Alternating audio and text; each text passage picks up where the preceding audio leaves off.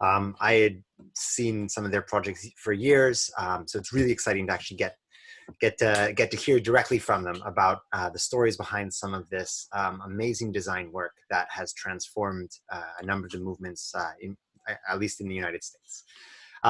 Briefly, Ange Tran is a visual communications strategist and designer who translate complex ideas into public-facing campaigns, communications, and exhibitions. Basically, Ange makes stuff for people to see that is easy to read strategically. It's not easy. And for over 10 years, Ange has designed identities, communications, and graphics for print, web campaigns, museum exhibition design, and more. Sort of like a Swiss Army knife for activism. Cool. So without further ado, Ange, welcome and thank you so much for joining us. And especially Ange is calling in from New York City today, where, as I'm sure many of us are aware, there's a lot going on, and really thank you for taking your time out of the urgent work that's happening there and joining us and sharing some of your knowledge with us today. So Ange, we leave it to you. Thank you so much. Thank you for having me, and also thank you for such a lovely introduction. Before I jump right into it, I'm just going to be honest with you guys today. I'm pretty under-rested just because having so many things stacking on top of each other at once and feeling so limited in the ways I can support, in the ways that I can create, in the ways that I can affect things.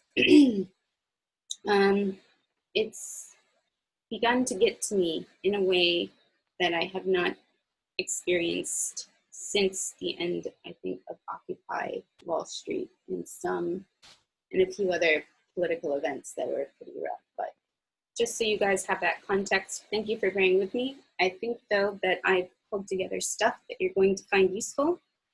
And I encourage you, if you have thoughts or questions along the way, just to jot them down. Throughout the presentation that I have here, I'm going to do some temperature checks. We'll have 5-minute breaks, and we can either chat together or I can just answer or speak to questions.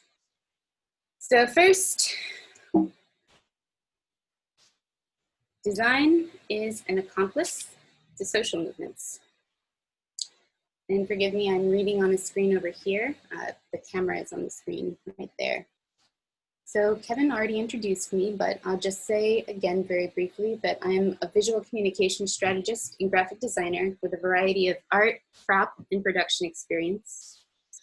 I found an article by a designer last night who discussed some of my work, and he described design as an accomplice to social movements. I like that. It really captures my shared and mutual commitment to the work activist organizers do. The way I usually say it, though, is that I make stuff for the struggle. So what I'm talking about is visual artifacts to support everything from the everyday work of organizers and activists the more performative and bombastic needs of actions and demonstrations. And we'll talk a bit more about the things that are formed around that too, because they have different roles and serve different purposes. So, make stuff for the struggle. We are in a very strange time that is particularly dense with imagery, misinformation, unproductive contestations, and sort of negative redundancy. Negative redundancy is when we lose symbolic meaning with the way that things are being repeated versus when we gain meaning from it. That's positive redundancy. A lot of movement work actually is built around having positive redundancy because that's what makes it possible for us to recognize things as connected that are in different countries or really happening to affect specific local policies that are linked to things that policy-wise sound different but feed into the same struggle or the big idea of why everybody's doing things. So I'm showing you this picture here. Do any of you know these artists? I'm assuming you know at least one. What we have here is a poster by Shepard Fairey and a recent poster around voting. The Shepard Fairey one is around voting. And this recent poster by Molly Crabapple in support of canceling rent. As you folks may or may not know, we've been in lockdown for quite a while in New York, in the state. The state already had a huge budget deficit before the pandemic struck here, and we are looking at 40% unemployment. I know that you folks in Barcelona have been dealing with things like that actually for a while, though, having mass unemployment, completely defunded and hollowed out structures. It's happening the world over, and part of what is so baffling about it is that money exists and it's a fixed amount, and so much is done to obfuscate where that goes and how it's controlled. But anyway, Molly Crabapple here, she's, I'm missing a little bit of text. Here we go. So the reason I'm showing you these is that I don't think of design in terms of the particular aesthetic choices applied to something that has been designed. So to me, these are sort of like a particular type of art. For design, though, ideally, the visual aesthetic of any designed visual is either a set of decisive choices built from the visual object's parent strategy, or maybe it's an activity-oriented or participatory development process with a community. Maybe it's part and parcel to a broader organizing strategy. There are many ways that strategic design fits into organizing and organizing objectives. But whether you are creating artwork or design or a combination of all of these things, I'm going to talk a little bit about the visual assets you're seeing here and why I'm showing them to like kind of explain one tactic and how that works for it. So the visual assets you see here employ similar tactics to each other. Generally, they have a recognition factor that belong to the artist's body of work and cultural image. The artist's specific signature, high stylistic, and consistently employed aesthetic. As a tactic, both the artist's brand and organizing issue benefit from the association to each other through the created ephemera. So, right, there's a shared gain there, but that shared gain would not serve the same purpose if, say, there wasn't already a presence about canceling rent and demanding that. If it was the first asset you started with, it might be seen more as Molly Crabapple's project instead of a project Molly Crabapple is contributing to and supporting. And so that's also part of considering strategy. It's the context of the thing and when and where it happens. So an aesthetically distinct work from a recognizable pop or movement artist with a big sociocultural footprint whose association to the cause or issue can be a big boon. It's increasing the network reach and it's raising awareness. And it's, for Molly Crabapple, people who follow her are probably already pretty interested in different political things happening around the world. She's definitely become a globally recognized artist in movement art.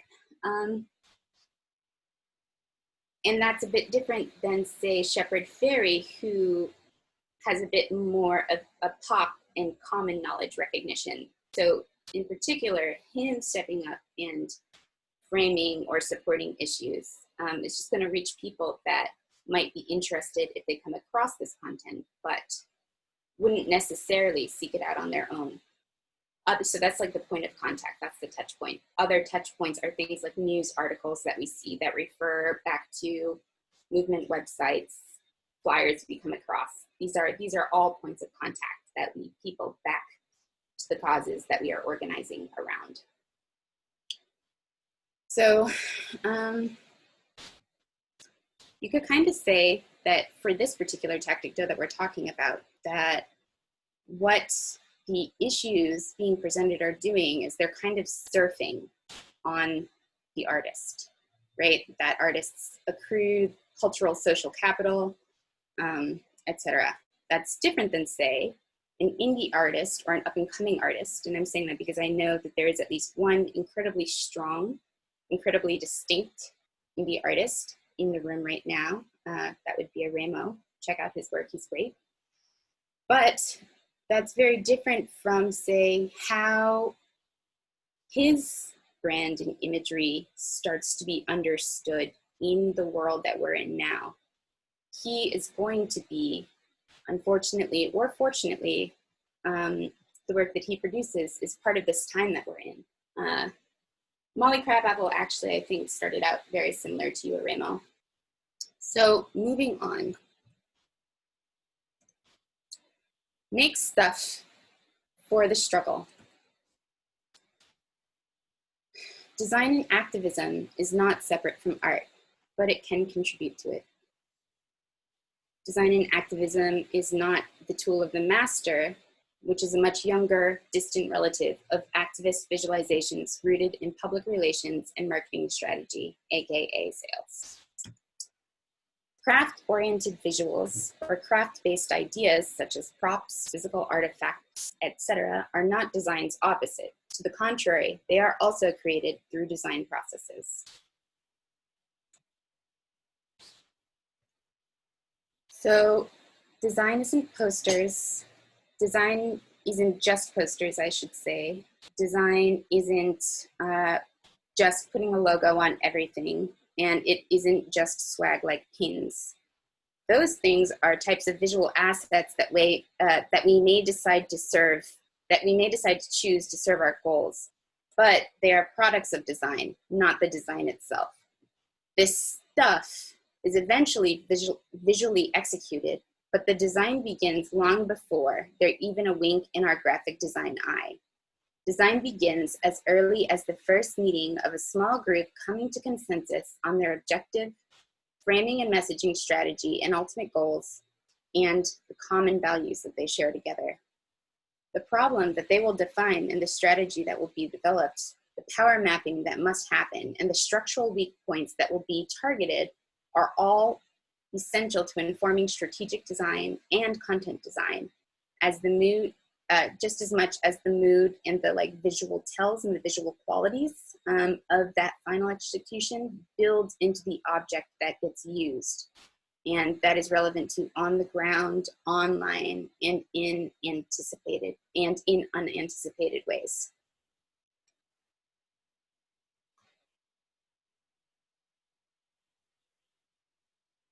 So there's kind of two sides to the coin of thinking through visualization. We have the visual communication. Visual communication is the conveyance of ideas and information in forms that can be seen. Visual literacy is the ability to interpret, negotiate, and make meaning from information presented in the form of an image. So what I think that means to me is that visual communication is the way that we are approaching the objects we're creating, right, to communicate something. Visual literacy, however, is not necessarily consistent. And that means that the way that we create visual literacy sometimes needs to match that.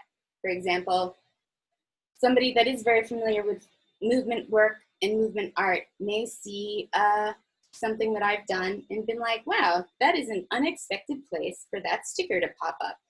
But somebody that doesn't know me at all might just think, man, some jerk put a sticker on my thing. So I want to talk to you about this picture.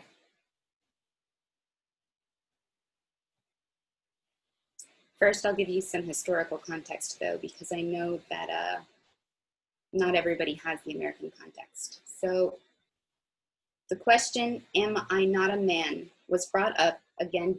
Oh, my text here is very strange. I am so sorry. Give me one moment.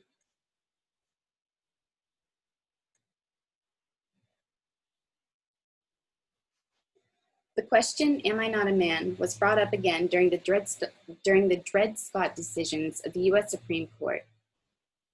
During the Civil Rights Movement at the Memphis sanitation strike in 1968, I am a man signs were used to answer the same question. The I Am a Man poster was originally designed for the Memphis sanitation workers' strike. This poster was also used during the Poor People's Campaign in Washington, D.C. during the summer of 1968. The Poor People's Campaign was organized by Martin Luther King Jr. and the Southern Christian Leadership Conference, and it was a campaign that demanded economic and human rights for poor Americans of diverse backgrounds. This was Martin Luther King's last organizing project, during which he was assassinated. After his death, the Poor People's Campaign was carried out under the leadership of co-organizer Ralph Abernathy. So, what do you guys see in this image, these two images?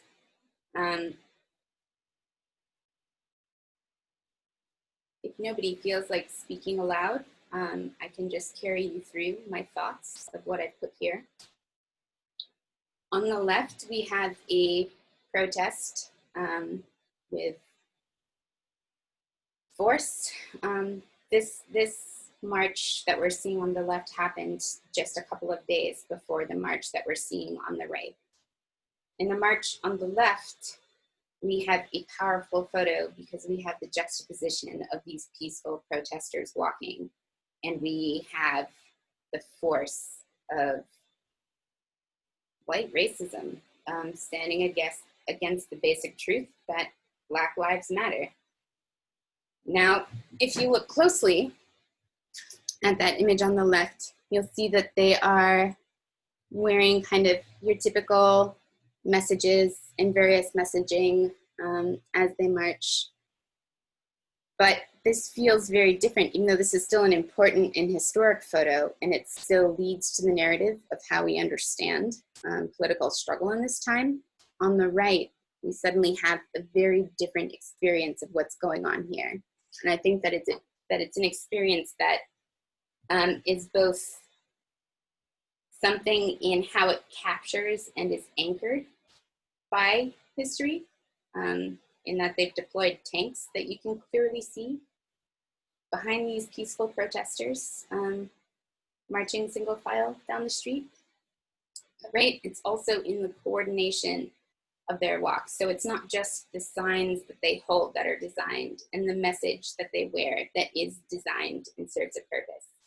Even the way that they're walking is designed. And what that has done is that it's created here an opportunity that this photographer only a few days before realized was powerful, and then found ways to make it even more so. You can see, for example, in the photo on the left that this photographer was standing on the ground. On the right, he's anticipated this happening, or he's seen his opportunity and remembered it, and he has climbed up probably on a light post or a mailbox so that he can get a top-down vantage point on all of these people.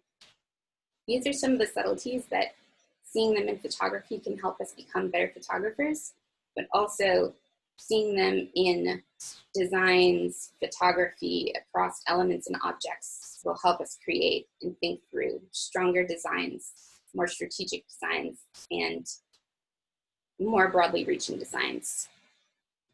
Okay, so that is enough. I will stop going on about that now, but here is a quote from a organizer and art activist named Becca Economopoulos. She is the founder of the Natural History Museum, which is an environmental project. She is also co-founder of Not an Alternative, and she is also biased because she is my friend and we have worked on many projects together.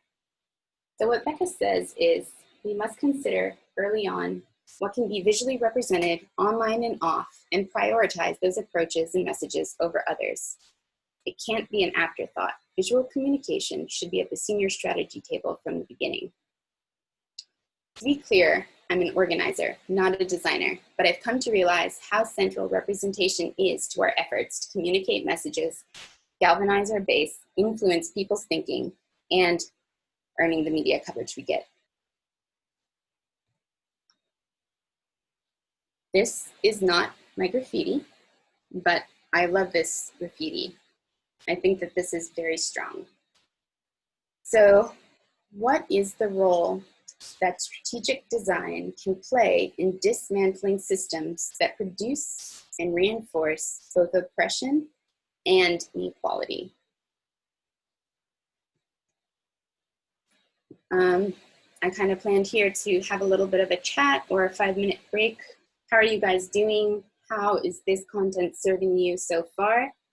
Do you want to take a break before we move on to, you know, the next hunk of this thing? That was just the intro.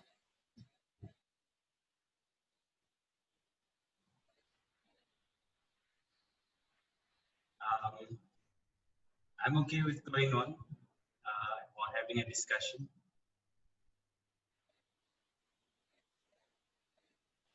All right.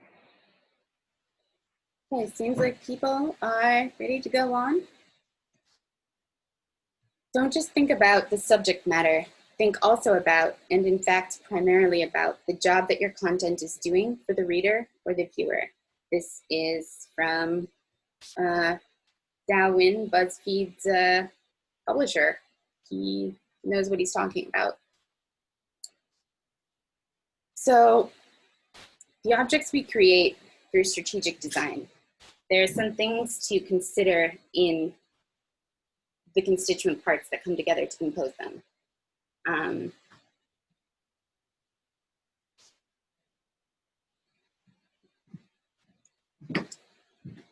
Try not to see design and think about strategic design as just, we need a poster, or in other words, in a single step, go from having the potential mental space to really define a need or a problem and come up with a solution. We need to avoid, how do I want to say this?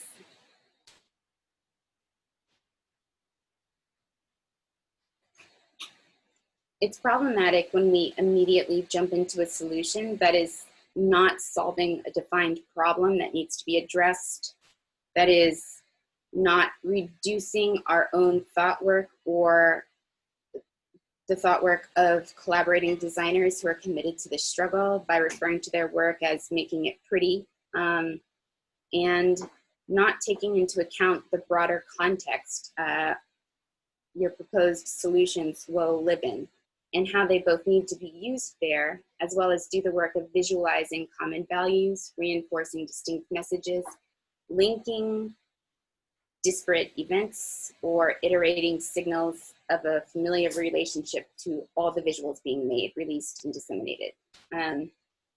So when I say that, what I mean is, like, I think that a solution that people often jump to is, we need to have our logo on every social media graphic we put out. We have to have our logo on everything.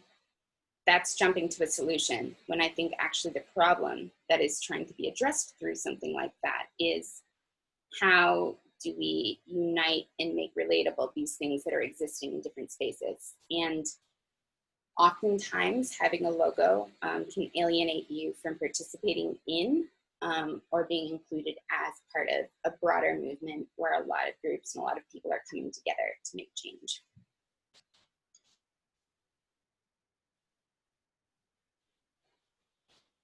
So we also, in speaking to that, the objects we create through strategic design, oops. So sorry guys, I told you I'm off today. It's been a week. Okay. Point back to messages of the campaign. That is one very distinct thing that the visuals we create need to do. Whether part of that pointing back to the messages of a campaign are because we're creating things that make it easy for people to find our website, or if it is through the framing that we're creating around the content that we're visually depicting, you know, it's really an ecosystem. So it has a cycle, and these things have relationships that rely on each other. And if you think about it that way, if you take one thing out of the ecosystem, the survival of other things that are connected to that or dependent on that will either change or they won't function in the way that they have been intended to. So strategic approaches to design have a lot in common with the role of movement art.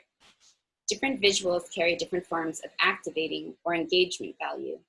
Different content expressions may present the same subject matter, but are crafted to serve different targets, like press or passive allies ripe for activation.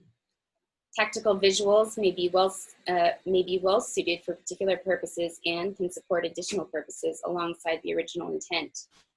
And people whose role it is to create those visuals, whether artists or designers or a team of both, or who are both, have unique aspects connected to their skills and experience that are valuable to take into account when planning together around the strategy table.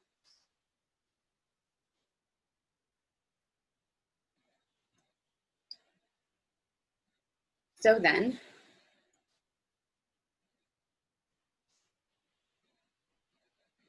the role of design is to be strategic about the constituent parts of many visuals that will be created. So what is the role of strategic that strategic design can play in dismantling systems that produce, reproduce, and reinforce both oppression and inequality? The role of design is to be strategic about the constituent parts of many visuals that will be created. For those designers doing that work, creating elements of objects or objects in their entirety, try to consider and raise questions around how all of that created stuff should function, what purpose it's intended to serve in the broader strategy, as well as how it satisfies smaller goals within organizing activity, direct actions, or movement signification. I know I'm using a bunch of terms here. Does anybody want clarity or for me to rephrase some of this stuff that I've just very poorly read aloud to you? Is everybody doing okay there? Okay, I'm gonna move on. So, for those designers doing that role work, creating elements of objects or objects in their entirety. Oh, this is the thing I just read to you. I'm so sorry. Well, so here is actually a great example of iterative process. I had originally planned just to talk a lot with this one picture, and then I thought, I am doing that to these poor folks a lot. You know what? I better break that into 2 slides. And so instead of reading this title and moving on, I was redundant, and that is a good example of negative redundancy gain. So let's look at a lot of pictures now. I'm about to show you what I like to call a parade of pictures. I'm not going to go too in depth about any of these things, but I'm going to talk a little bit about different elements that are going on or ways that these things happened. And please speak up if you have questions or, you know, otherwise. But this is really just an introduction to seeing different kinds of things and talking a little bit about how they came together. Great, thank you so much, Kevin.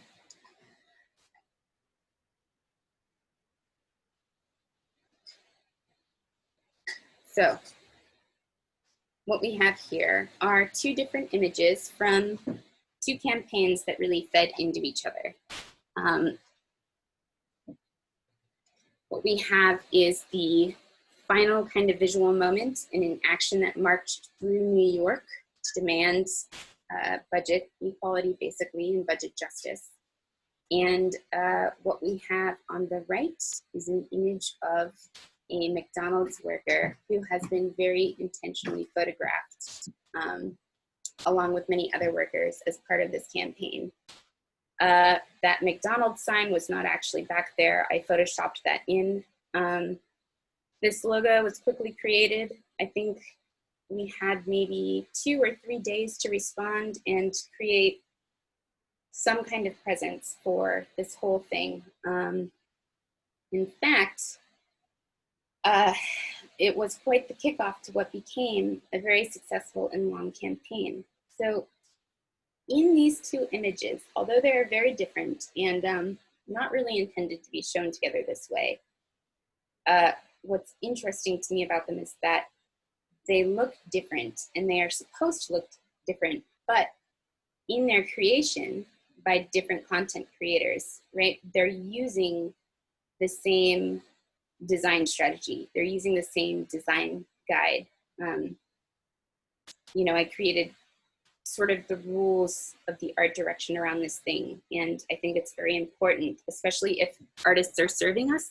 We shouldn't begin with telling them like they are a magical photocopier, a specific thing that we want them to execute. We should give them parameters to work in. In this case, everything was about light and the light that we want to see coming. It was also an incredible collaboration between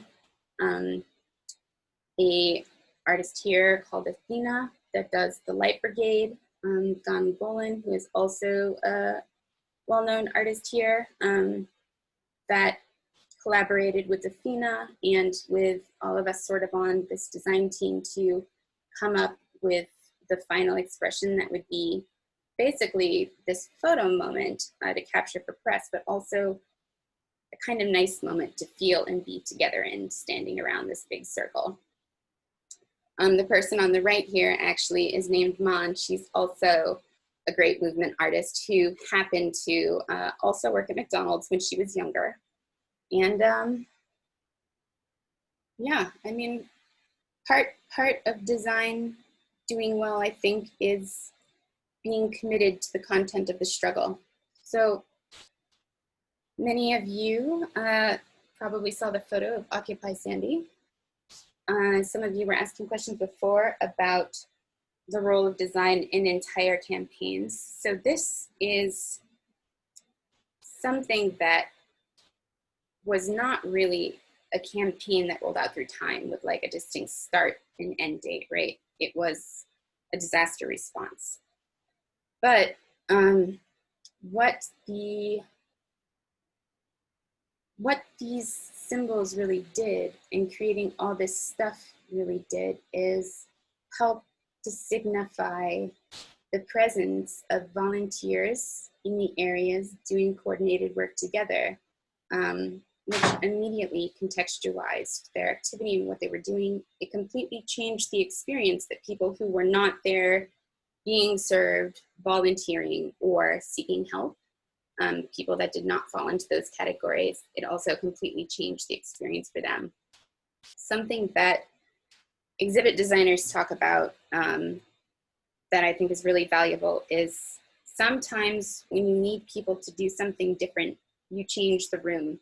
An example that my partner likes to use, who is an exhibit designer, is that if you go to a crab shack on a pier and you get a bowl of crabs, people will be making a mess, they'll be smashing the crab up because the environment on the pier tells them that that is how you eat the crab there. But if you take the same food that most people are accustomed to eating in a certain way and you serve it at a fancy restaurant, suddenly people's behavior and how they do that activity changes. And that is neither good nor bad, but it is something that happens. We take cues on how to behave from the signals that we have around us. So Occupy Sandy in this event and this kind of signification, the symbol is to represent a roof, right? Flag, restoring power to the people. The message is pretty clear, and the message that we are trying to reinforce is pretty clear. And this, of course, did something important that was actually very contested at the beginning. At the beginning, people were not sure if it was the best idea to call this thing Occupy Sandy, because Occupy had such mixed perspectives and such sort of mixed understanding after its events. But by calling this, by choosing ultimately to have a fidelity to the original intent of change around the inequality and the fallout that happens because of that around Wall Street, sticking to Occupy Sandy actually, for New York anyway, changed a lot of people's ideas about what Occupy does and what tactics like that can do. So that led to other elements in working groups of Occupy that had it as part of their name kind of coming back, like Occupy Homes. So what I'm showing you here now is a very different approach. Like, right, this is a photo from an action. At the top left, you have the image that was created to sort of promote that action. That was the Facebook banner for the event page, back in Facebook's old event page design. On the right, we have a home being sort of unjustly foreclosed on because the foreclosure crisis was still happening pretty big time at this time. You have a sign down in the lower left-hand corner. This is actually Minneapolis. So people from like 5 or 6 different states came out to this demonstration. We're doing this work in their localities before this thing was scheduled. But in the lower right-hand corner of that top right photo, we can see an art prop created in Minneapolis by a guy named Nick Espinoza. It says, "Stand together, stop foreclosures." And I think that what the snow is covering is something that said something along the lines of like evict banks or stop evictions, but they created a lot of props that participated well in the things that we were sort of sending around. So, you know, as you may have noticed in this image, in the lower right-hand corner, all those vests and boxes are stuff that we made to be shipped to different cities. And what those inverted vests say, so instead of being the black symbol on the yellow field, it's a yellow symbol on a black field. What those say is Occupy Homes.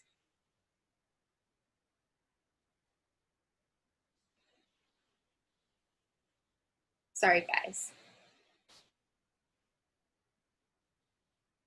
It's been rough lately. I'm trying to keep it together though. I'm sorry about that. So what we've done is we've created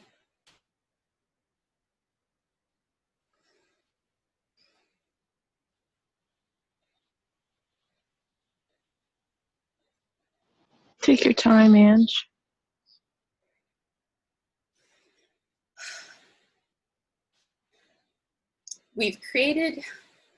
visualizations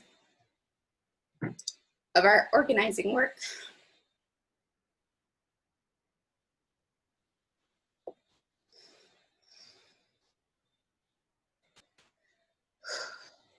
to occupy disaster, not natural disaster,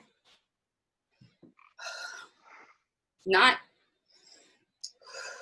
acts of God, but systemic disaster, greed disaster, climate change disaster, inequality disaster.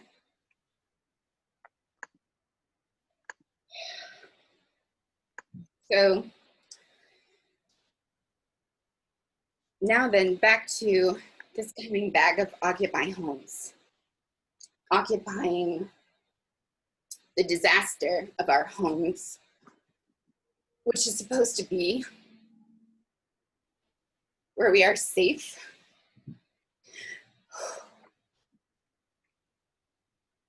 in the occupation of environmental disaster, which is the planet.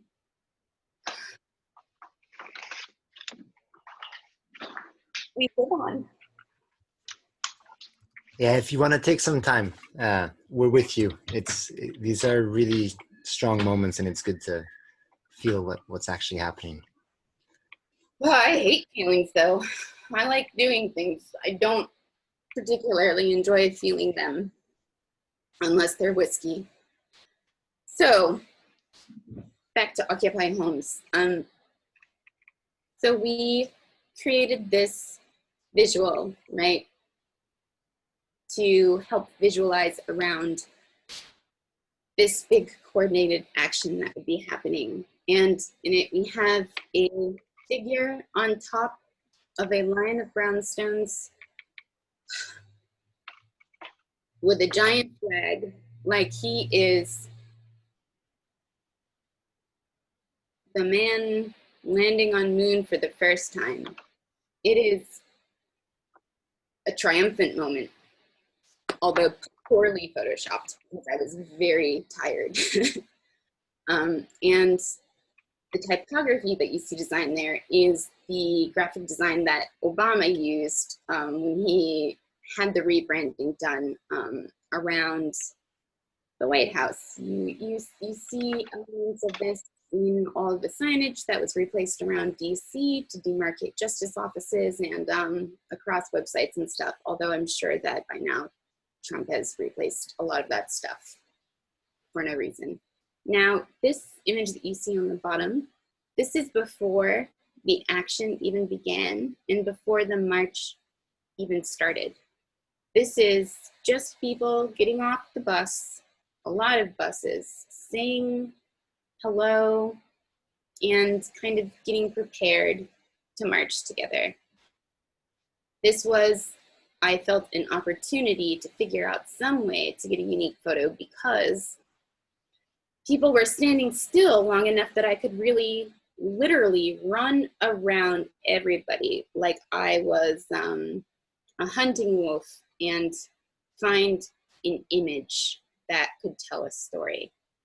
Many people didn't even realize that you could see the Capitol building from where we were, but that's an opportunity that you really can't plan ahead of time. You have to seize it, and in sort of making stuff for struggle, showing people how to use that stuff, and being sure to capture people using that stuff. What we've done is we have just gotten a lot more value, a lot more visualization, and a lot more representation with stuff that we only had to make once. So that's something. This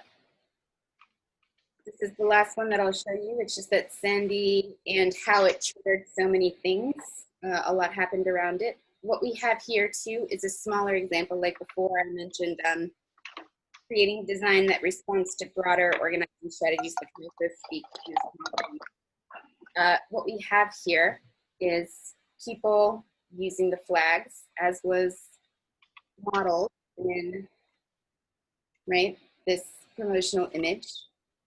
And why I'm showing you this photo in the upper left-hand corner is that as the media was doing coverage, we knew that there were a lot of people that couldn't be there with us, and we knew that some of this stuff wouldn't get there until the evening, and that a lot of the press would hold off on how they chose to frame it because they're unfortunately, right, a business that has to make money, and they're going to wait till they have the stuff that they feel that they need to tell the story that they want to. So what we did was our plan, and it was a great plan that worked well, is we had photographers that went in shifts, of which I was one, and there were several. We had runners that ran between photographers and basically cafes with Wi-Fi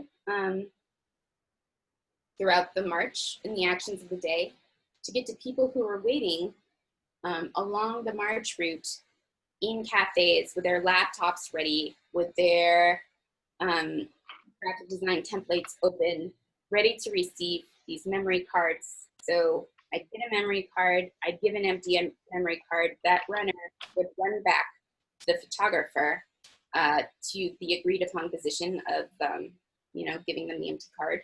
And I would scan through all of the photos on there as fast as I could to find the strongest one. And then I would make up this graphic, and there were teams of two in each of these positions. So in the cafe, I was the designer, Becca, who I mentioned before. Actually, she was the social media strategist.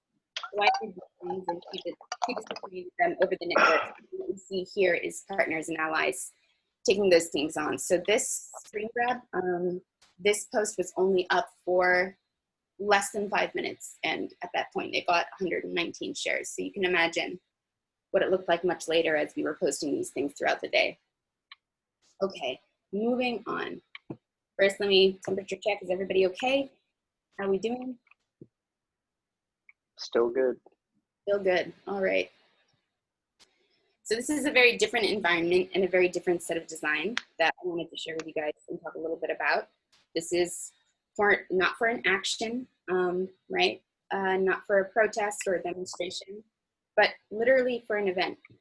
What you're looking at right now is some of the things created for Strike Debt around the Strike Debt Telethon and Rolling Jubilee, which was awesome. I'm going to show you a video in a second, but what we have here is how we reframed and repossessed this venue that very generously, this was Le Poisson Rouge in New York City, that very generously let us come in and make this space be a different space than what that venue was.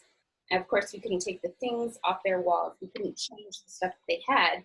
So what we did was we built walls over their stuff. We built new walls, and we had those walls covered with messages from people of why we were all here. All of these are real letters that were sent to Occupy Wall Street from people about the situation that they were in and what Occupy, the hope that Occupy signified to them.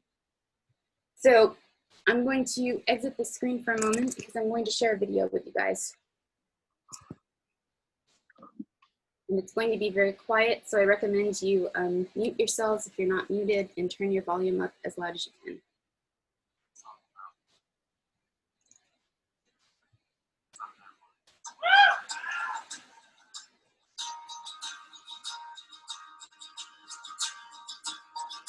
Let's descend through fog and rain and see if we can find the same way out. This small mess. It's not as if we'd lose our lives or be impaled by carving knives just yet. No, not unless we sign the dotted line, so everything will turn out fine. Let's just discard what makes us ticker, not as if we're really thicker and slow. Take pen and sign the dotted line, so everything will turn out fine. And if it's not what it appears to be, we'll get down on our bended knees and lick the shit from which they stand until it shines. Let's go away somewhere new where people haven't got a clue to blend into the crowd and sign the dotted line, so everything will turn out fine. And if it's not what it's cracked up to be, we'll sit so sycophantically, we'll smile and nod and be well dressed for our decline.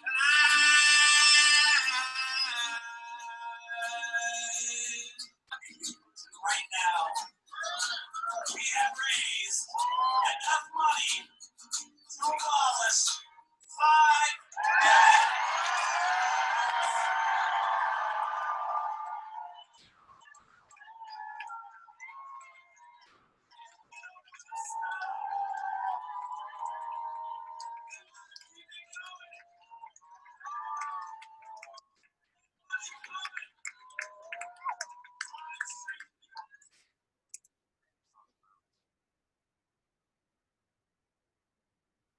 So what this event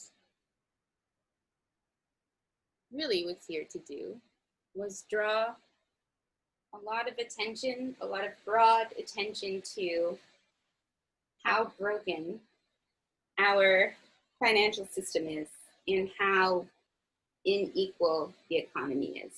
What the many people of Strike Debt found out on the sort of legal research side of things was how to get certain types of status that banks and other traders use to acquire and exchange debt. And the reason that so much debt was able to be acquired and just completely dispersed every single person whose debt which was purchased with the money that this telethon raised received a letter in the mail that their debt had been erased. Like, right, but you can only do that once because, of course, immediately the laws are changed to stop people that are trying to show how broken the system is from doing that. The reason why that is possible is that this debt that is being used to ruin our lives in this way is actually exchanged very, very cheaply. And that's because they know that for the number of people that cannot pay, there are a number of people that they can threaten, intimidate, and otherwise abuse, not work with, get a manageable plan, not work with to pay back what they borrowed because they are grateful for the money that they were able to have either to get higher education or medical emergencies, you know, etc. The expense isn't real, and as it turns out, despite how much it's ruining so much of our lives, the debt isn't real either. Because once we got this status, we found that we could buy $1 worth of debt for basically a couple of pennies. So that's what the Rolling Jubilee was about, to announce this whole campaign of action that would be taken. And if you are interested in that work, or if you have debt that you're struggling with, this work continues on today with the same people that were part of Strike Debt, now doing work as the Debt Collective, and basically taking on different strategies, creating software so that people can actually access forgiveness programs that the industry works very hard to hide and obfuscate, that pursues class action lawsuits and investigates where there's a suspicion that, that exploitation has happened. A lot of the news around Corinthian colleges, which is a predatory chain of colleges that was here in the United States, and I think has since had pretty severe consequences.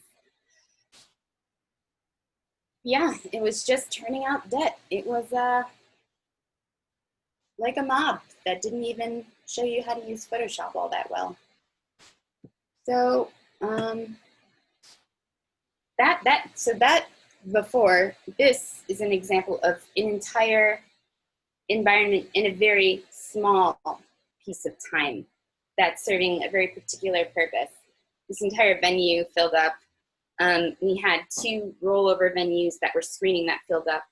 And basically there were all of these bars that kept filling up, and then people would go to the next one, and the bar would stream the concert live for people that couldn't go to attend.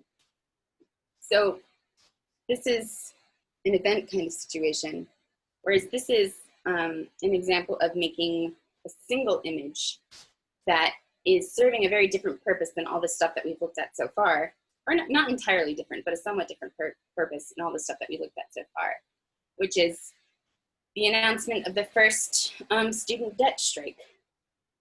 Something important about the organizing strategy of, and the tactic of this first debt strike is that it began with only 6 strikers.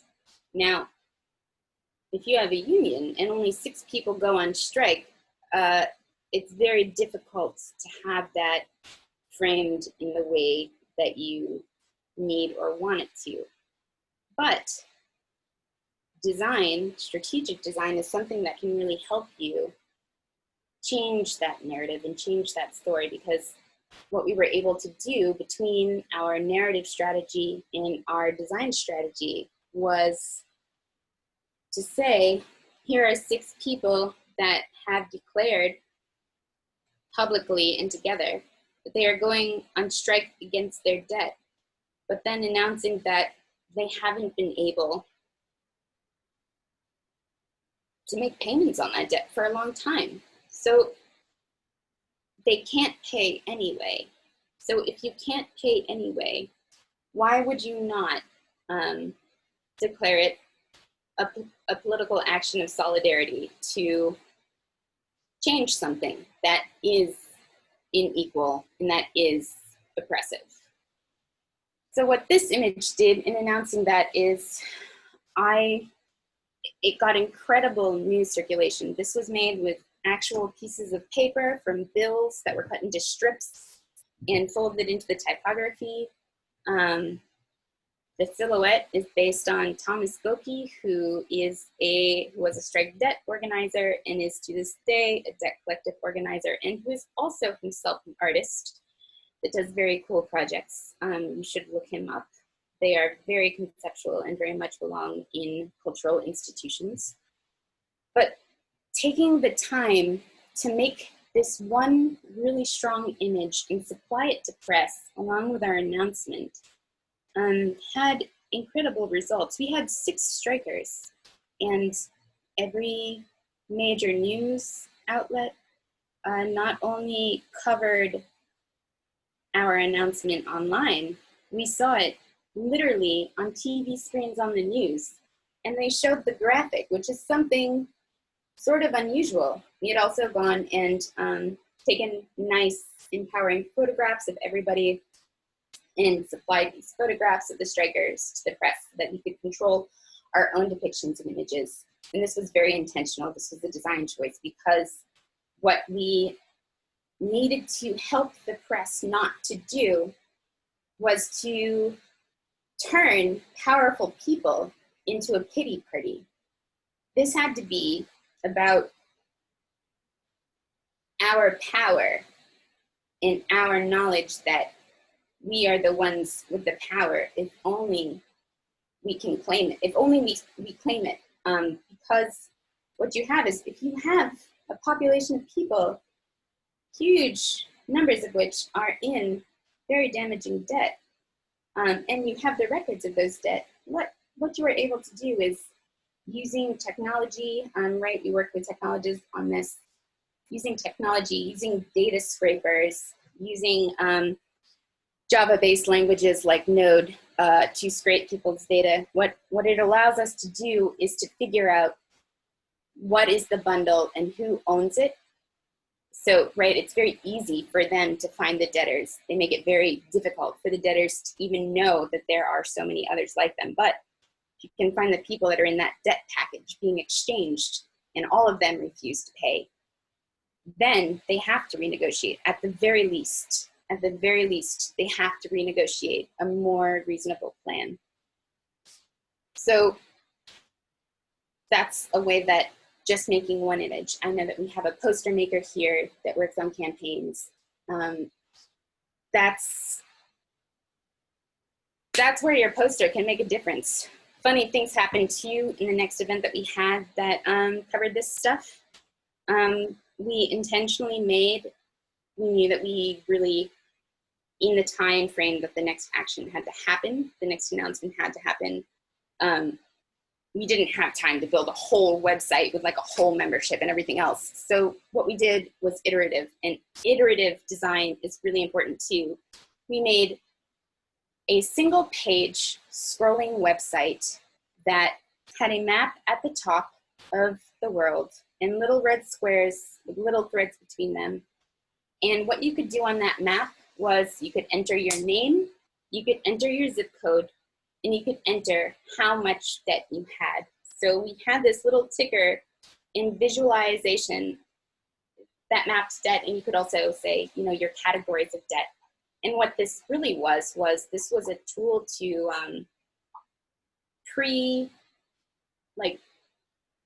basically pre-having,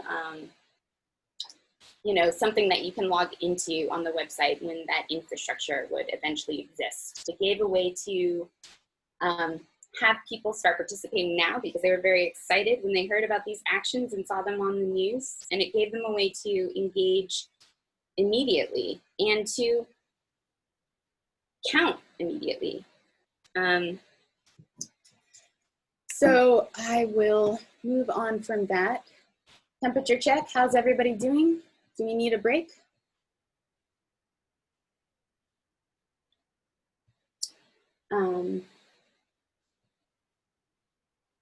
Have I been talking at you guys forever? I actually thought that maybe I had made this short, but now I'm realizing I might be torturing you all. I feel like you're my therapists and I'm abusing you or something. All right, everybody seems all set. So what I'm actually going to do is I'm going to run and go to the bathroom very quickly, but I will be right back. Cool. And yeah, maybe now's a good time if anyone else wants to take a quick break. Also, we can start harvesting some questions in the chat box. If you're having any questions that come up at any point, just put them in, and then we're going to capture them, and then we can come back to them either right now or at the end or something. And I think also let's definitely try to ask Ange a little bit more at the end if she wants to say anything more about what's going on in New York right now, because I think a lot of us are keeping eyes on that as well.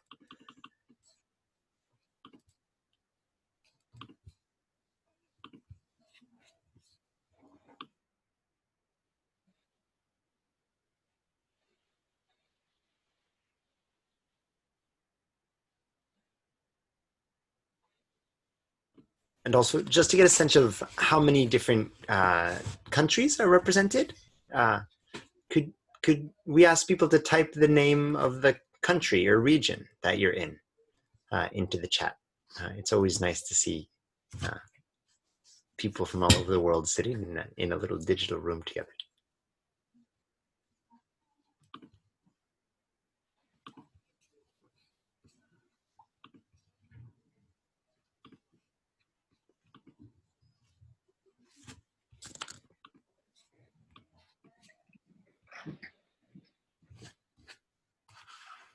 All right, I am back.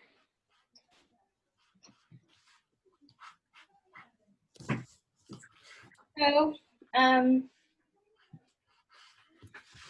we've just been getting a check on where everyone's sitting in this room from, and it's pretty amazing. We've got Malaysia, Bolivia, the UK, the US, Spain, Greece, Portugal. Yeah. that's amazing. It's so nice to. It's so nice to meet you all, and I think, as Kevin said at the beginning, part of this Artivism project that he's doing in organizing and building for us to participate in is to help us be connected to each other. And for most of us, I hope that this is just the first time that we meet. I hope that we meet many times up until we're meeting in better times. So what I have here that I thought I really tried to show a range of different structures and scales of projects, of different assets, things that are just one asset, things that are many small assets. You know, I'm just trying to show you guys very diverse work. And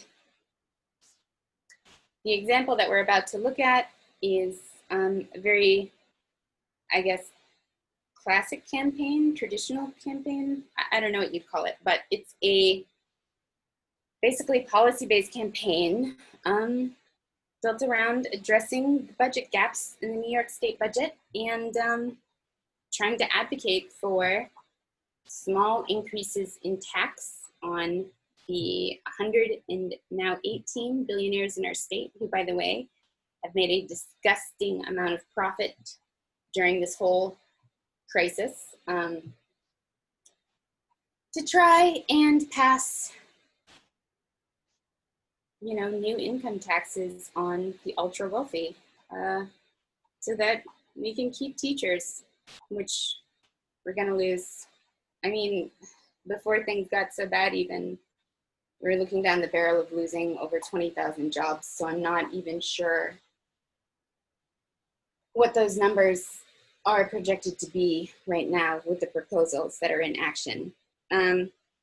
Also, what this is another example of is doing your very best to adapt to the organizing and the, I mean, just everything changed, right? Like everything that we had planned and staged and scheduled that we had been organizing around was physical actions to the state, going to meetings, having town halls, making, like, right, we talked about at the beginning that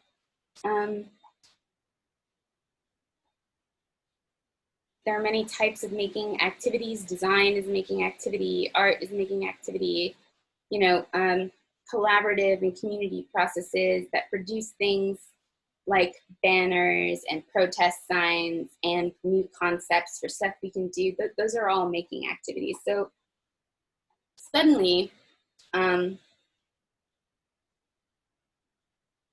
lot of our stuff just wasn't relevant anymore. So I guess, oh, the other element of this that is maybe part of the range of things you guys might be curious about is I'm the only designer for this particular lens of this project. Like, this is a coalition, so it's, I think we're at 25 groups participating and doing this organizing work together. And many of those groups are issue-based groups. Some of those groups are more generalist groups, so they come from, you know, like church organizing, and they want to see just budgets. They are, you know, groups of teachers coming together to strategize around this. They are formal organizations that are dedicated to things like helping the homeless. And they are really small entities like Little Sis contributes to this often. They are all about power mapping and research, economy-based organizations, of which I am one of. You know, the work of 2020 that we were hoping to do before the pandemic was help change the way that people think about the economy and talk about the economy, because the way that people understand it now doesn't serve us and is being used as a tool against us, when, much like that debt that we were talking about before, there are other things going on that are addressable and that we can build strategies around to change. In this round of the budget, however, Cuomo, who is the governor of New York State, because of the pandemic, basically was given a lot of, he was granted by our state legislators to just be able to make executive decisions without having to go back to the state assembly members and the state senator members and get approval, because the response needed to be met in a timely way. But unfortunately, part of this fallout was that these bills were not, you know, were not passed. So that is work that we are still doing.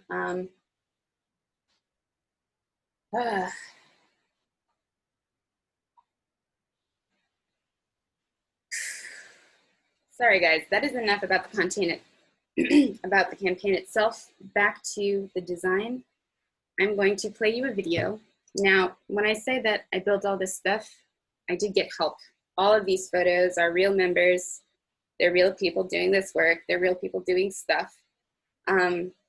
This is a community process. Like, around this time, we were seeing lots of protests around inequality all over the world, banging on pots and pans, and that itself has its own history that stretches back through many protests. So we have a lot of threads that we value around this imagery. Now people are banging, at least here, every night at 7 p.m.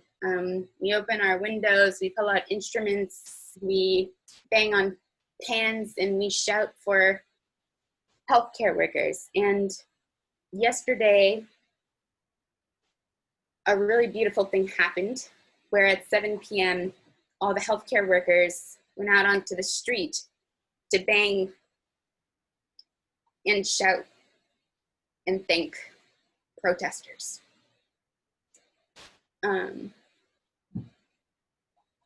So, is somebody asking me a question?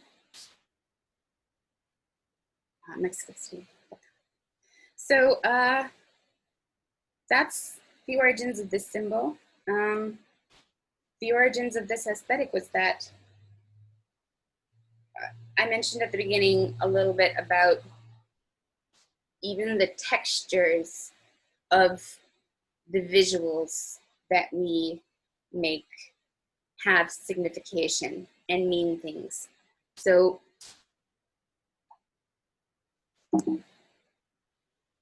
just going back here really quick, right? Like these walls were built on pretty cheap printouts of paper from scanned letters that we blew up and ran through printing processes.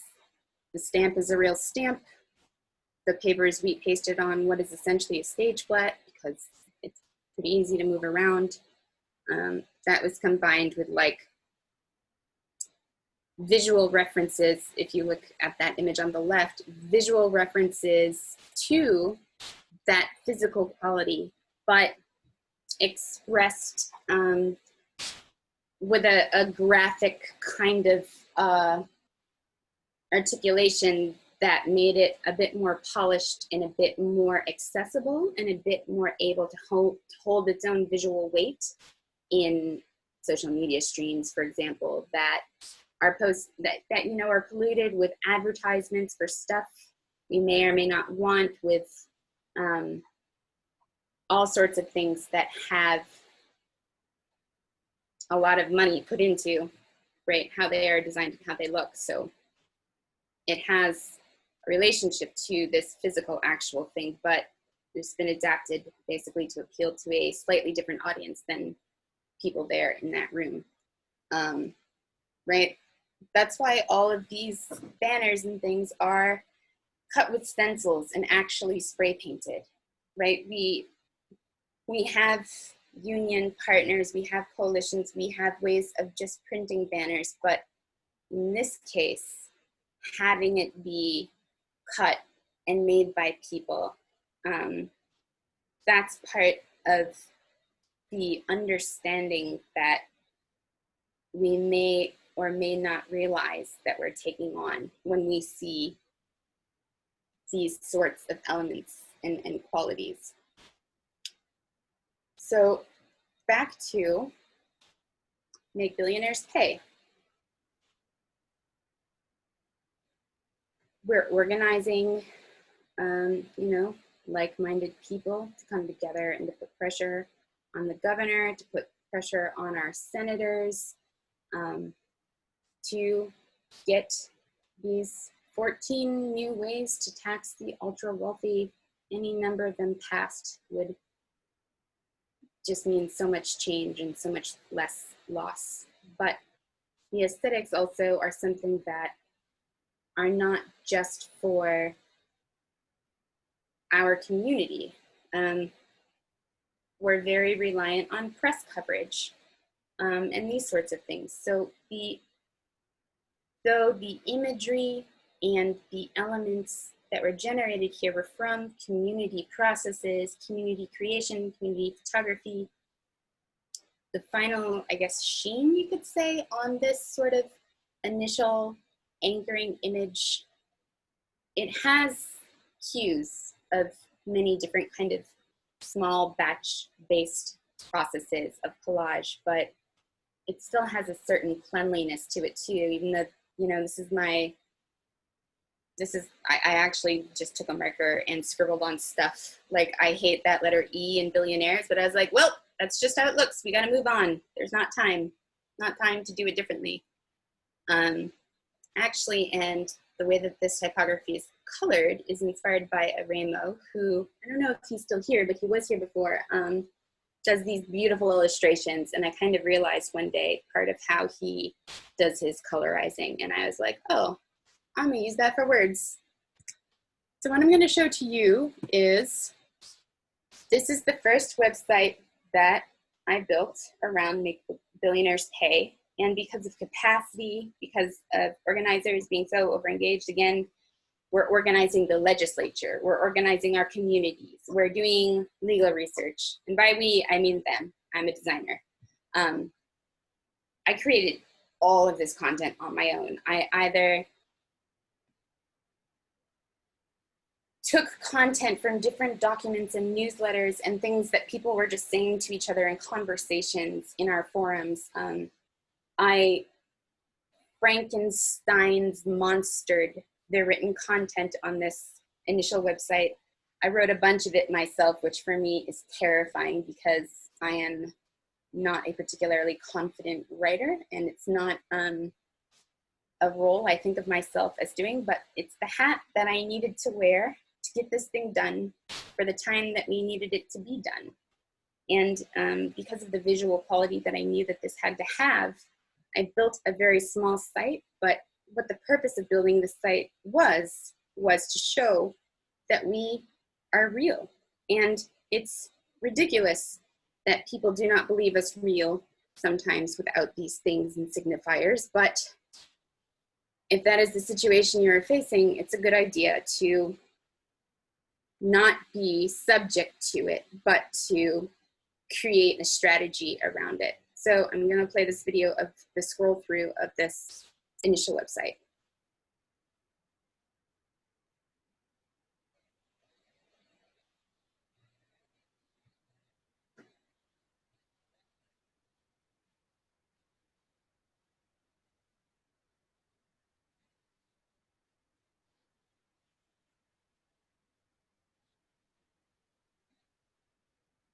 Oh no.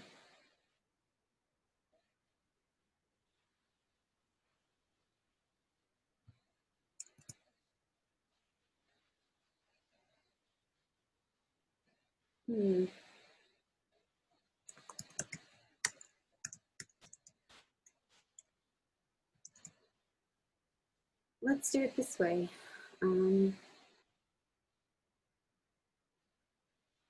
Can everybody see this still?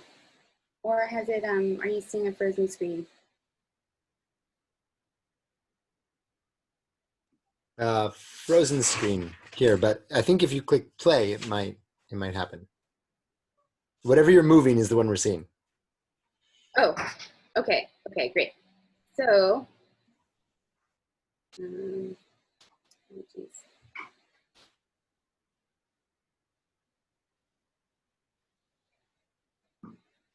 All right, one more time. Here's that initial website. And we also, right, we came up with a name together. We bought a Squarespace. This was very much the design of how the design would ultimately be expressed was done together. But this is what I pulled together and produced based on that, this funny kind of weird website.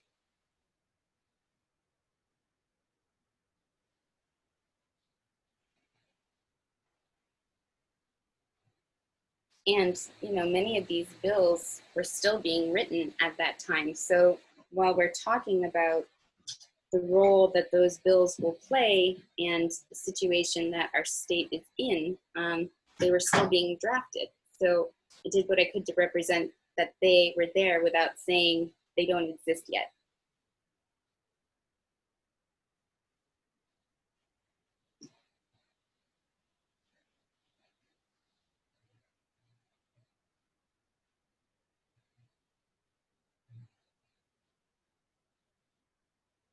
Right, this is when we could still go out in the streets. So an organizing tactic was that there are all these billionaires having these big events everywhere that lawmakers were invited to and whatnot. So people were making like little groups of 5 to 150 people and going to these billionaire events and protesting outside of them to pay higher taxes.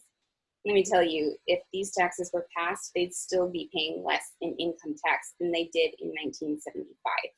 It's really, we're not demanding they be made homeless on the street to feel the pain that we've been in. Like, this stuff has a historic precedent, and it's very reasonable, and it's very insane that this handful of billionaires in a state with billions of people, like right there, only 118 of them, have so much power and influence that all of these people, that's Charles Kahn. He's an amazing organizer. You should follow him. He is the best. He is very sad right now, but he is soldiering on, and he's kind of my boss. You should check him out. But there you have it. Why are you seeing all these tweets? I didn't have content. I did not have the capacity to write blog posts. I was trying to figure out what to do. I was looking at tweets and they have that little embed option. So what I'm about to show you very soon is, now we're back to the beginning. That's the entire website. Now what I'm going to show you is,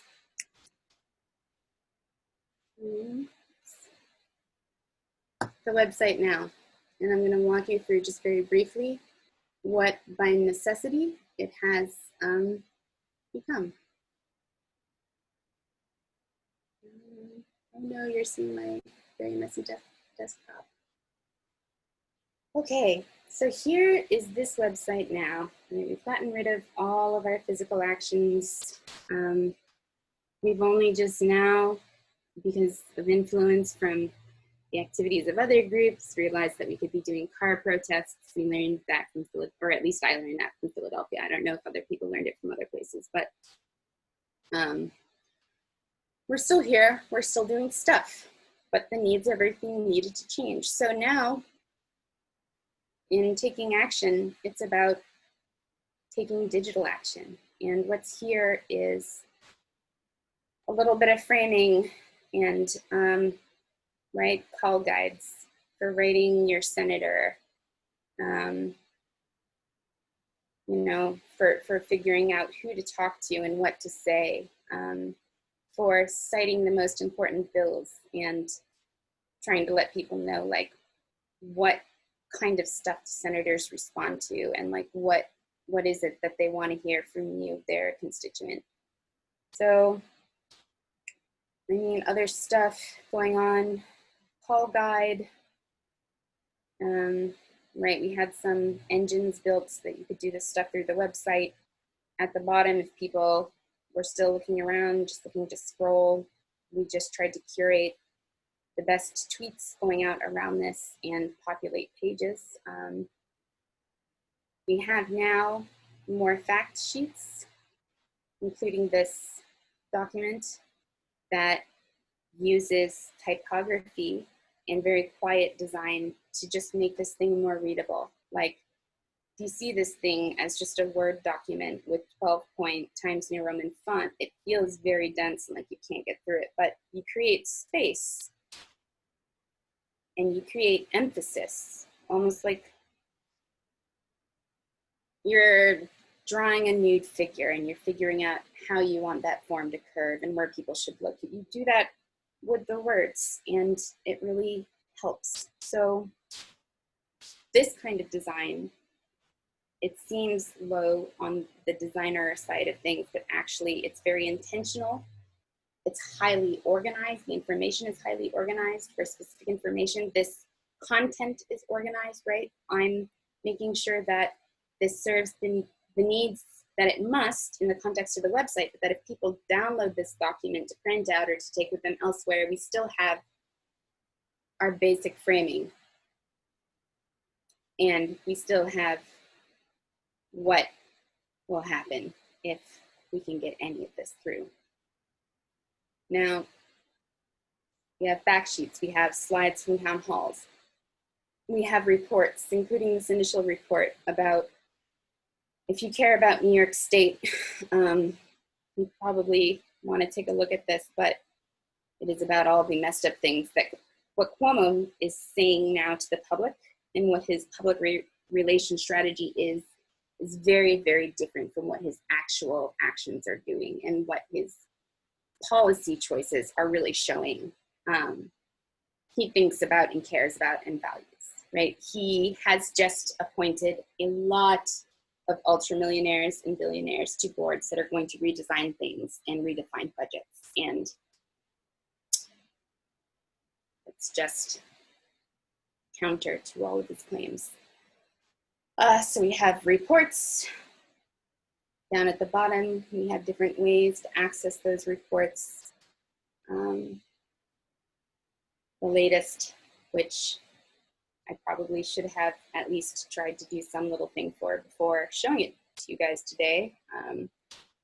But April 1st is when the budget first closed. Now we are finding new strategies and defining new tactics around finding ways to push the stuff through. Like lawyers in this case are super essential. Members of the community that are doing organizing work and doing everyday organizing work. We have another place to see this tax the rich information, to get extra fact sheets as they exist, to go to the official New York State website and see what's going on and what is occurring around those bills.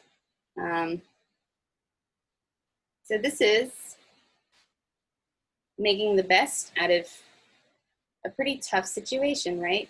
Capacity, time, a need for extreme adaptation and flexibility. If you can orient yourself in that these things will continue to happen because the world is in a very difficult spot, and because there are very influential and powerful interests that do not want to see this work done. You know, if you can accept that as just part of the playing field, it becomes easier to think creatively and to think also strategically about how to meet the needs of what's happening and what's going on. Temperature check. How is everybody doing? Have I killed anybody yet with how I go on? What's that? Doing well. Okay. Okay, so I'll wrap up soon here, and then it's discussion time, and if there are specific questions you guys have, I have other stuff I can show you or things to address that, but I will just quickly jump here. Now, why I'm showing you this is because we're talking about different people having different needs of the visuals that we're creating around, in this case, a campaign, like, right? Like this Tax the Rich document, what this design is nice for is an incredibly busy, very tired, a little bit exasperated senator who is trying very hard to do the right thing and is succeeding in many ways, but needs to have both supportive encouragement to not stop there, to dare to stand up to Cuomo, to Andrea Cousins, to ideas about how this might end or maybe build a whole new career for them. But anyway, so for those folks, this approach to a document, like, this is actually nice for them. They notice this quite a lot because mostly they're just getting these, you know, slabs of Times New Roman 12 point. What you see here on the right is that as we were going and protesting and making signs and things like that, I was trying to figure out what is it that people need in these particular environments where we're going to the state capitol, where we are demonstrating on the $1 million stairs, as we do and many, many, many groups do every day, really, to make this experience a little bit better for our people in the building, on the ground, who are doing this all the time. And so every night I made 1 or 2 hand-painted signs, and as things happened, like in this case, the picture that you're seeing here is like, right, Bloomberg said he was gonna run, and New York was like, oh, hell no. But every night I made a few signs, and every time we met up for a protest. There were a few more hand signs there, and people really loved them. People took really good care of them. People loved holding them, and people, I don't know, it was just good. I did it for the people I'm working with every day. And in some ways, this is a small thing, but I think that when you get something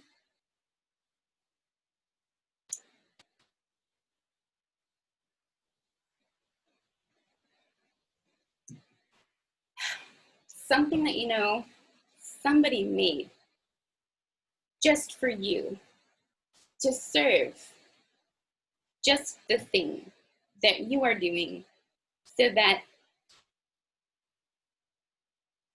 I don't know, you're just getting new tools and better tools and tools that we're trying to rethink and make better and prepare. Like, everybody was getting tired, and they brought a lot of energy back. So that's one thing to think about.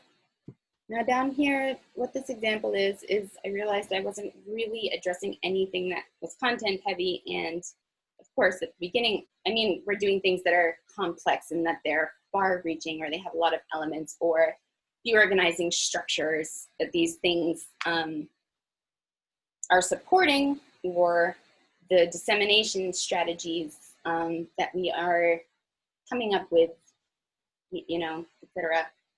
There's complexity in that way, but as far as just like complex content, I hadn't really shown anything yet. So this is synthesized information from a lot of different research done into an infographic. Now, a lot of infographics that you see online are things that people have made basically to be brand extensions. It's about showing that they're trying to help, they're performative. They're showing that they're trying to help you. Sometimes there are some really good ones with really neat framing, but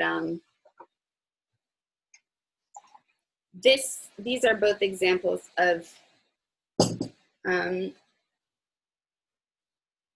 the infographic being sort of the thing itself. Now on the left, this is an independent infographic that's a story.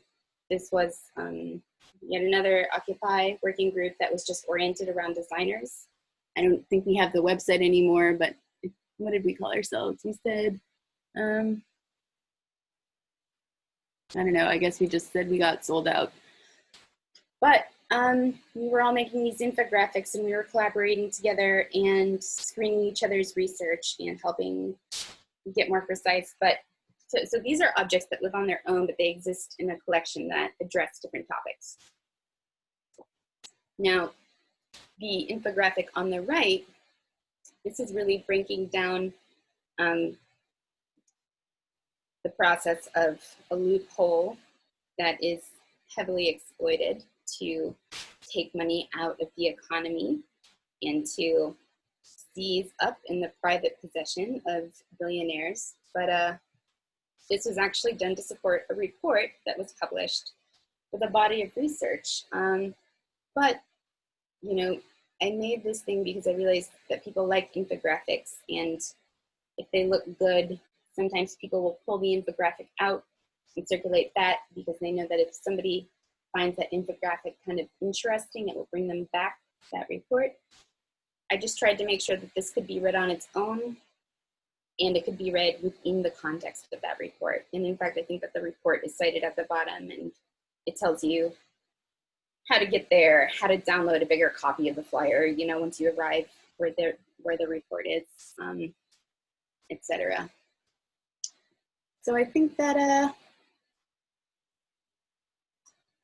yeah, that's the image parade I told you guys about. I have no idea how long I've been talking at you. A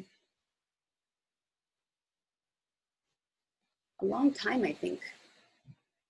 That's what I have. I have some other stuff that we can look at and discuss, but that's what I have for you. There are some case studies around particular projects. If you had specific questions around Occupy Sandy or any of the other projects,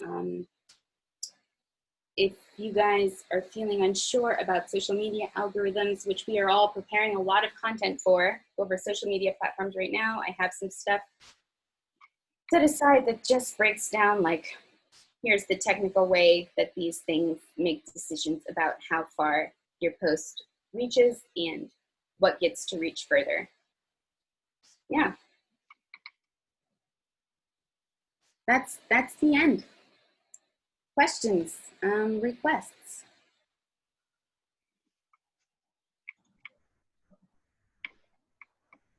Awesome. Thanks, Ange. That was really very informative talk. And I've actually got a few questions to kick off the questions. Well, it's 3 questions, I guess.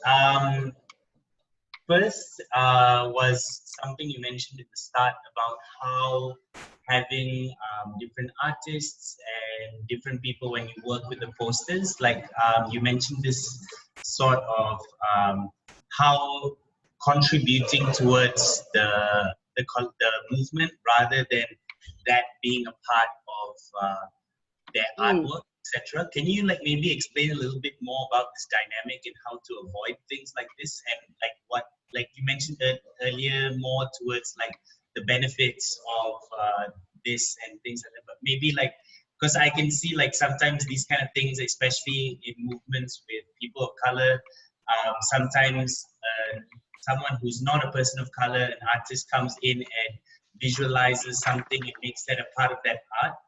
Sometimes that can be very controversial within groups and things like this. How do we avoid situations like that?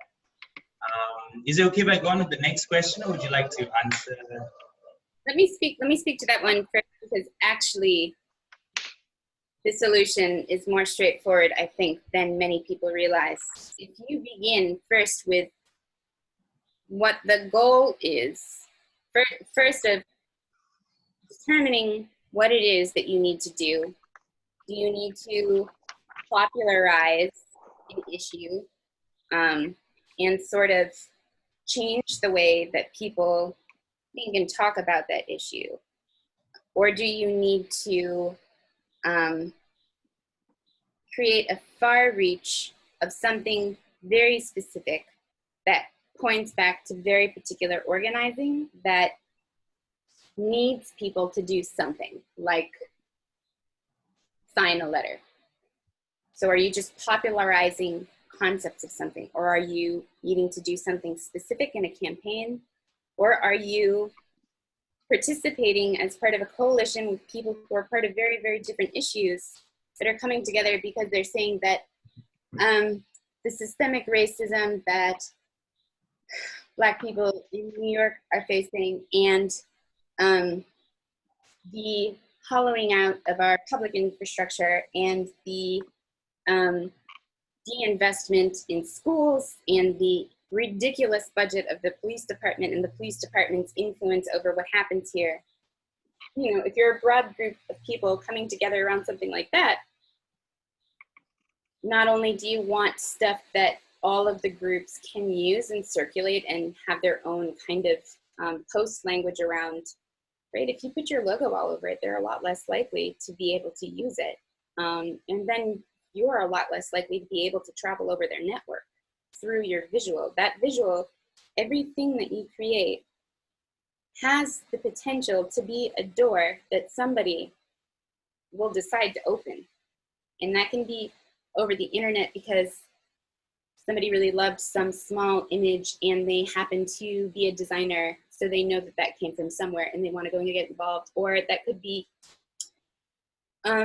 really good messaging around an issue and people are into that and they start reposting it a lot, and that cues in organizers who are doing organizing work online that, hey, this person is really feeling engaged right now and I should reach out to them because it seems like they want to do some organizing work with us.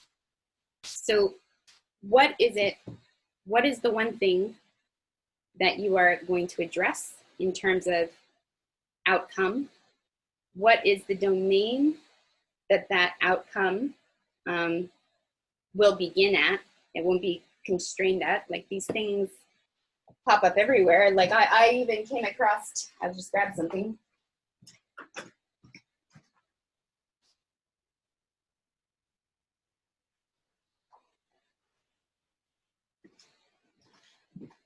I come across amazing and funny things all the time. I didn't make this. I don't know where this came from. It came from UC Berkeley.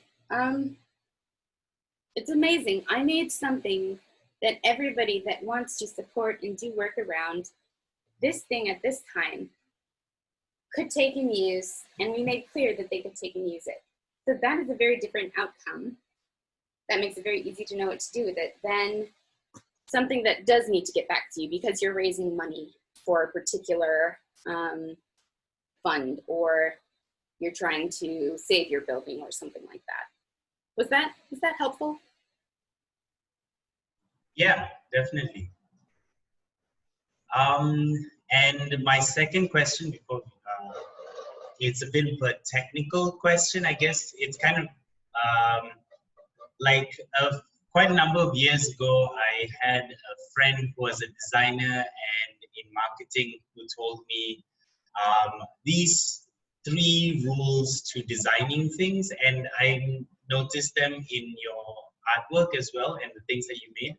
And maybe you could talk about them a little bit more. Like the 3 things that they mentioned to me before was about the colors, which I noticed you use a lot of red, yellow, and white, the Mcdonald's colors, because it's something to do with your brain and how you look at things and how it catches out to you or something. And also about like contrasting colors and borders. And I noticed these are things that you use in your posters and stuff, and they look really amazing. And like, are there like updates to this, or like what would your advice be to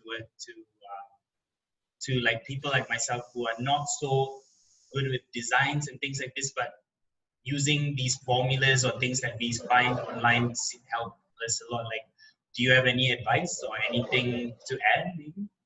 Yeah, so with color choices, that comes from, there are different places that you can come and talk to that from. One is colors and psychology. When we are surrounded by a color, it has subtle effects on our blood pressure, on our mood, on our energy. And the fact that many people think of something that's all white as being relaxing and calm, but it's kind of got, when you are surrounded by blank whiteness, the psychological effects, and this is true this is just true of human beings. I know this in part because right now I'm working on designs for a early childhood exhibit. When you are surrounded by the empty whiteness of a room, not only is your brain less stimulated and less likely to have creative activity, but you tend to be more anxious, more likely prone to a negative feeling and that kind of thing. So when template websites first started popping up with this like corporate aesthetic, like there was a sort of, I guess, professionality associated with having that particular look of design. But now that everything looks like that, right? Those gains that it had at the beginning have not been retained. They have lost their signification. So with yellow, one thing is the psychology of it. Like, you can see things with less eye strain. If you're looking at this screen at night with this bright computer light, having any colored background on that page, it's going to make it less painful on people's eyes, especially if they have computer jobs. Now, when it comes to, and I promise I don't just make everything yellow and red, but oftentimes I have fallen back on it for political work, because if we go back here to, or even if we go down here to Occupy Sandy's stuff, you can see that even though the sign is very, very small on my screen, it's not very large at all, but I can still read that, and that's not by accident. Yeah, it's only a half an inch on the screen that I am seeing it on, and I can still read it. And that is because this sign followed actual design conventions that are actual rules that have been made by the state as far as like legibility and rules around how big your typography has to be and what kind of gaps need to exist between letters so that people driving on the highway can read things quickly, so that people going down the street are more likely to expect to see a crosswalk sign. Like that safety yellow that crosswalk signs and different construction objects in our city are painted is because they're high contrast and they're easy to recognize. And yeah, they create legibility. So there's color psychology and then there's visual contrast. Like having more unique designs and more unique colors isn't bad either. It's a good thing. It's not as present in the projects that I've shown you today, but this teal color and this yellow has a very beautiful effect, but it's not talking about very nice things. Like this beige text throws you into what, you know, however many years ago was shocking, that we were almost about to hit $1 trillion of debt. Comparatively, it doesn't seem that bad anymore, but still bad. But yeah, so, and then when it comes to contrast, like, right, strategic colors are part of that, but also limiting palettes, or I don't know, you just use different elements in different ways. It's got a lot in common actually with cooking. If people are good home cooks, you think about the way that things will taste together, and you make sure that there is, if they look too similar, you either get rid of one or you pump one up either with saturation or scale or something to help it not fall into the rest of the image. Here, like, right, that highly vibrant red, and it's even got a bit of color vibration, which is also just a part of our human physiology and how we see. When you have certain colors laying on top of each other, you can actually create illusions of things moving and stuff. Like that color took some time to find that would be so fluorescent feeling on, you know, playing around in this environment to draw attention to the red square, which is the mark of solidarity around debt, which came originally out of student strikes in Canada, to draw a relationship between this mark of solidarity and the situation that, in this case, right, these at-risk students were subject to.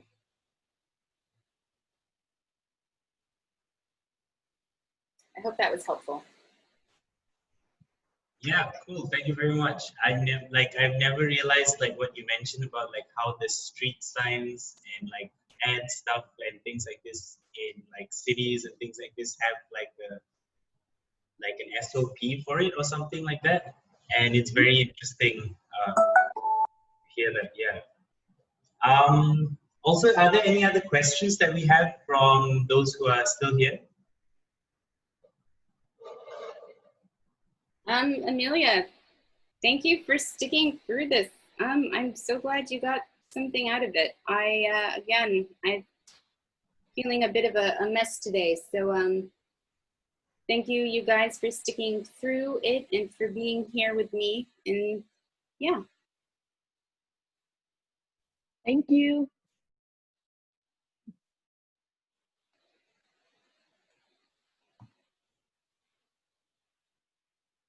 Does anybody have projects that they're working on that they want, that they're struggling with, that while we're here in these last couple of minutes, perhaps you want some groupthink support in, or you want to describe to see if people have interesting ideas around solving your problem here?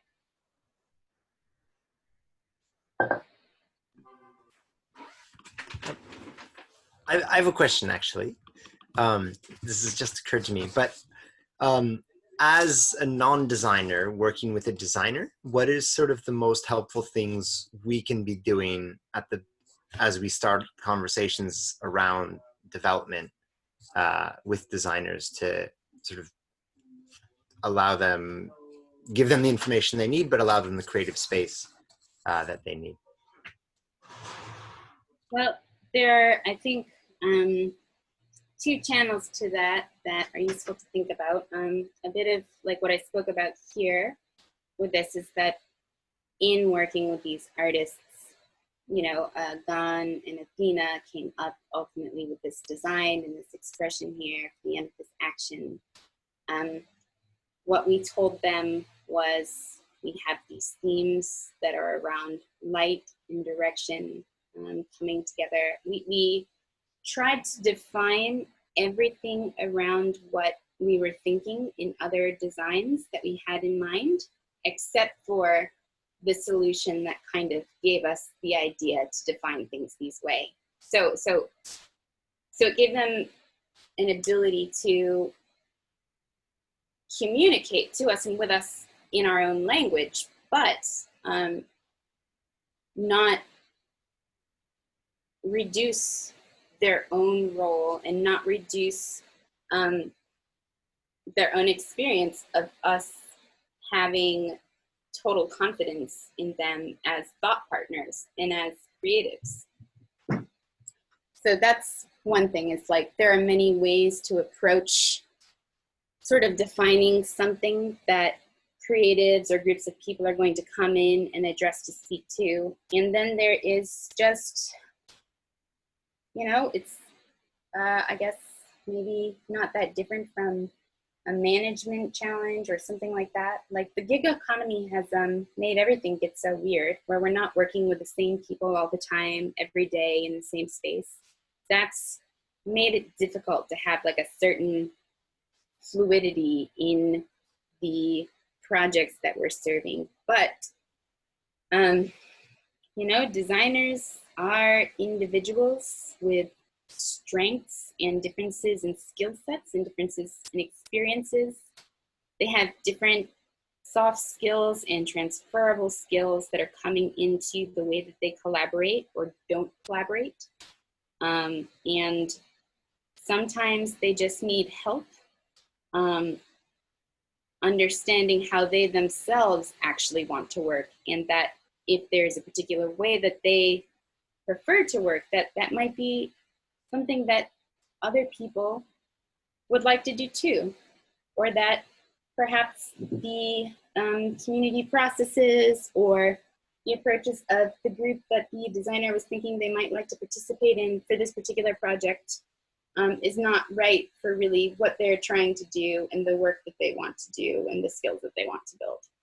And then that's a kind of like, you help them understand what they need, you help them understand what you need, and then, you know, that's nobody loses there. And we just help each other find the right places and the right people to get the work done. Was that even helpful? I have no idea. Yeah. No, thank you. I think some of that I found that really helpful, actually, that idea of approaching the design by not going straight for it, but sort of working around it for a while and seeing as how things accumulate. I don't know. Thank you very much. I want to answer any burning questions that people have, but it seems like perhaps there are some people that I've killed in their chairs with my really long rambling talking. Is there anything else I can speak to for you guys before I go and try and meet up with a march with the new set of signs that I made just for myself to carry and not for anybody else?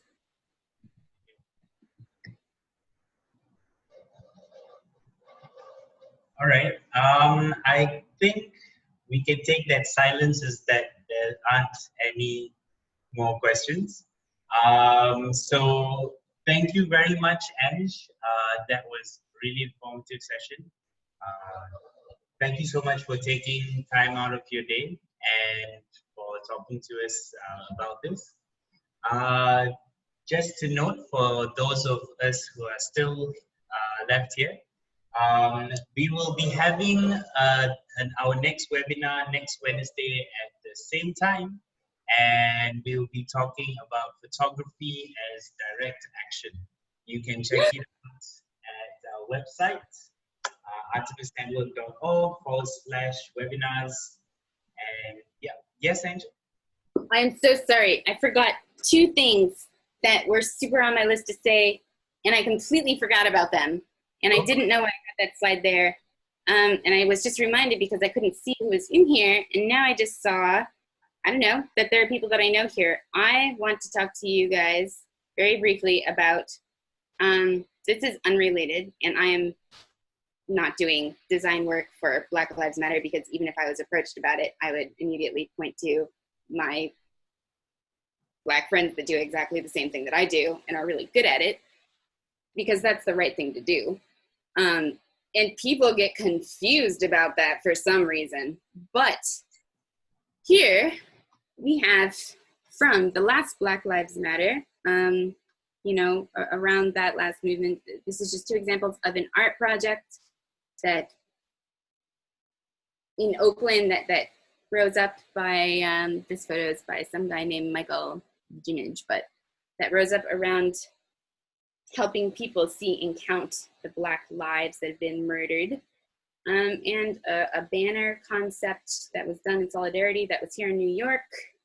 That was actually, I don't know, the same people I'm always mucking about with.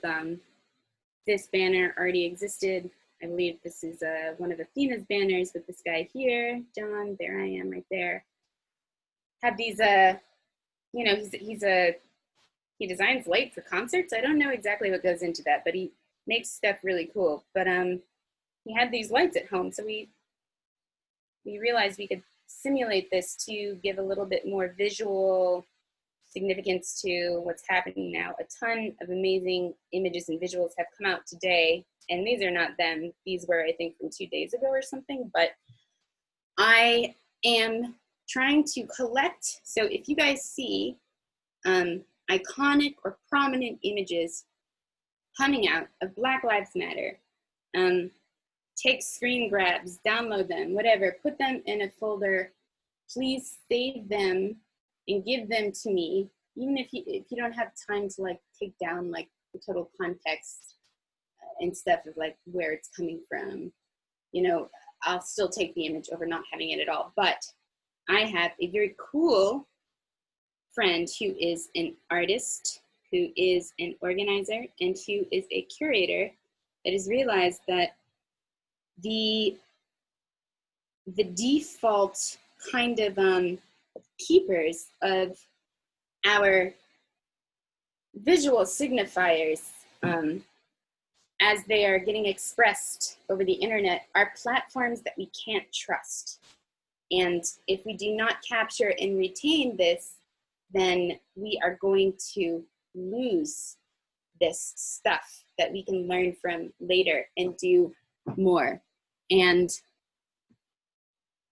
so if you see shit, and if you have space in your computer, please take it, put it in a folder, get it to me, send it to me so that I can give it to my friend who I would love to talk about and mention, but I can't, to protect them and their work so that their computer does not get targeted. And I would ask that if you can, ask that of other people so that this stuff exists in more than one place so that it's safer. It would be amazing, so that we can build an archive, so that we can have, I don't know, so that we can keep having it. Damn it. That's all. Yep. So sorry I cut you off before. No worries, Ange. That was amazing. I like the project too. It sounds really interesting.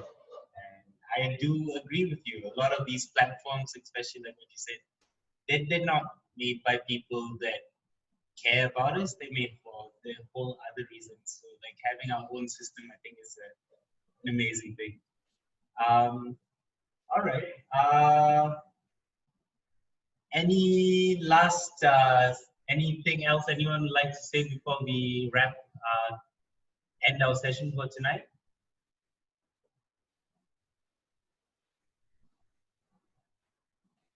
Okay, I'll take that silence as no, and everyone is